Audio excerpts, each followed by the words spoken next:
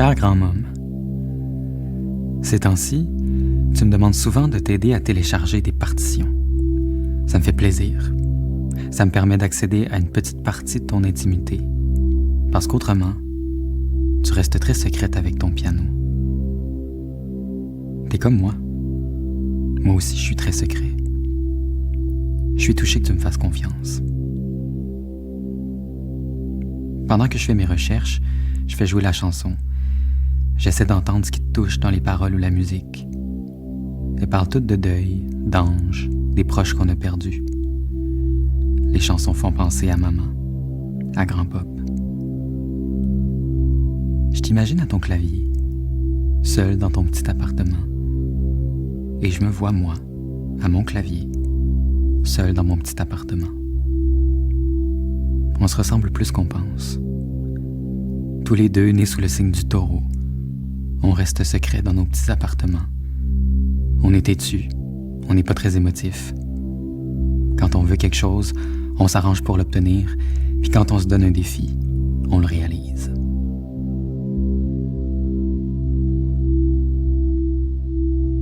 Tu t'étais donné le défi de jouer quelques pièces, devant tout le bleu horizon dans la salle en bas. J'ai vu passer la vidéo sur Facebook. C'était vraiment beau. Tout le monde s'est mis à chanter sans que tu t'y attendes. Tu l'as fait en mémoire de grand pop. Une belle cérémonie, à ton image. Toute la famille a trouvé ça dommage que tu nous invites pas. Mais je comprends pourquoi tu voulais pas qu'on vienne. Moi non plus, je vous invite pas quand j'écris. On se doutait bien que tu préparais quelque chose. Suzelle avait vu clair dans ton petit jeu. Elle avait peur. T'étais fragile, endeuillée, triste. Te montrer vulnérable comme ça devant tout le monde, ça pouvait être dangereux. T'aurais pu t'humilier. Mais moi, je le savais que c'était pas dangereux. Quand on se donne en spectacle, que ce soit au piano ou dans des lettres à sa grand-mère, on se guérit. On se guérit, mais on guérit aussi quand on écoute. Tous ceux qui ont perdu quelqu'un, puis Dieu sait qu'il y en a au bleu horizon, juste avec ceux qui se jettent en bas, tous ceux qui ont perdu quelqu'un se permettent d'être touchés. Être touché. Toucher, ça veut vraiment dire toucher. La main de Dieu sur les yeux d'un aveugle, les doigts qui glissent sur un piano, ceux qui tapent sur un clavier d'ordi.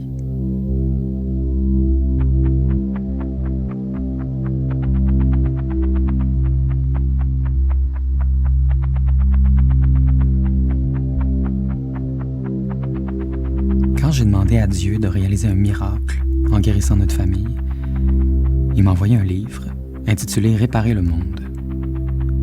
C'est un essai d'Alexandre Gueffen sur la littérature française face au 21e siècle. J'ai pas encore fini de le lire, mais je sais déjà en tournant les pages que le livre m'a été envoyé par Dieu. Pourquoi? Pour que j'arrête de me sentir coupable d'écrire. Souvent, on pense que parler de soi, comme moi je fais dans mes livres, c'est narcissique. Depuis les années 70, il y a une avalanche d'auteurs qui se sont mis à faire de l'écriture autobiographique. Mais ça peut pas être juste le narcissisme qui explique ça. C'est l'évolution. Au Moyen Âge, les auteurs ont commencé à signer leurs textes. À la Renaissance, les textes se sont mis à porter des jugements autonomes. Après, la lecture des romans est devenue privée. Après, on a commencé à valoriser l'originalité. Le réalisme s'est mis à devenir subjectif, etc., jusqu'à ce qu'on en arrive au monologue intérieur qu'on connaît bien aujourd'hui. Écrire à partir de soi, c'est franchir un nouveau stade de conscience. Je te parle de ça parce que je sais que tu comprends quand je te parle de moi. Ou plutôt, tu me crois. Il n'y a pas beaucoup de monde qui me croit. J'ai compris ça quand t'es venu au lancement de mon deuxième roman, peu de temps après que maman soit décédée. T'es arrivé en larmes au bar. T'es venu vers moi, le livre entre les mains. Je te l'avais donné la veille, puis tu l'avais déjà fini.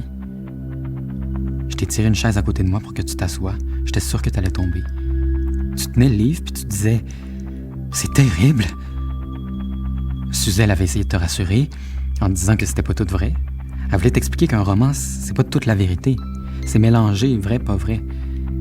Mais là, tu m'as dit « C'est écrit « ma mère ». C'est Marie, ça. C'est ta mère.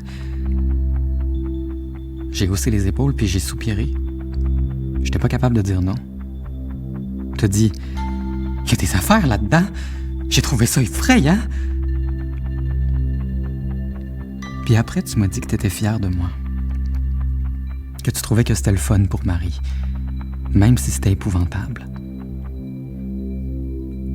T'es à peu près la seule personne qui m'a dit ça. Tu m'as pas dit que c'était bien pensé, que c'était drôle, que ça t'avait fait réfléchir. Tu m'as juste dit que c'était épouvantable, puis que t'avais pleuré tout le long. Puis je me suis dit que t'avais tout compris. Parce que pour moi, c'est ça la vie. C'est épouvantable, puis on pleure tout le long. Mais quand on écrit un livre, quand on joue du piano devant ses amis, j'ai confiance qu'on répare le monde.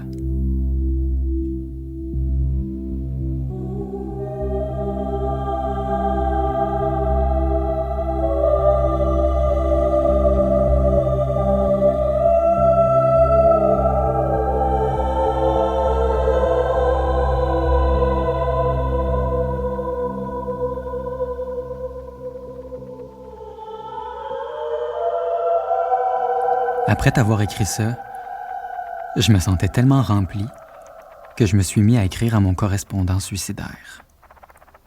Depuis qu'il a fait un trou dans le mur, je l'ai négligé. Ça fait des mois que je réponds plus à ses lettres. Mais là, je lui ai écrit, puis il m'a répondu tout de suite. Il a dit « J'ai l'impression que tu reviens vers moi juste quand tu sais plus quoi écrire. Est-ce que j'ai raison? » Il avait raison. Après, il s'est mis à dire que je l'utilisais, que j'utilisais tout le monde autour de moi au lieu de trouver des idées par moi-même, que c'était facile de piger dans les histoires de mes proches pour me rendre intéressant. Je me sens mal de t'avoir parlé de son trou dans le mur. J'aurais peut-être pas dû. Je me demande si son envie de mourir est apparue avant ou après nos échanges.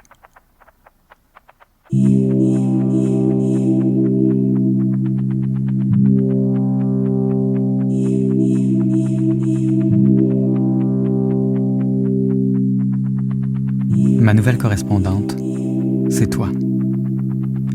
C'est toi, ma grand-mère, qui m'a dit sur FaceTime, quand t'étais à l'hôpital, puis que grand-pap venait de mourir, que la première affaire que tu ferais en arrivant au Bleu Horizon, c'était de te jeter en bas.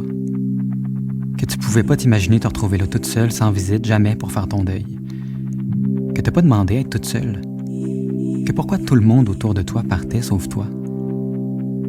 Quand maman était malade, tu priais Dieu pour qu'il vienne te chercher toi. Es-tu suicidaire, grand-môme? Est-ce que je suis en train de t'utiliser?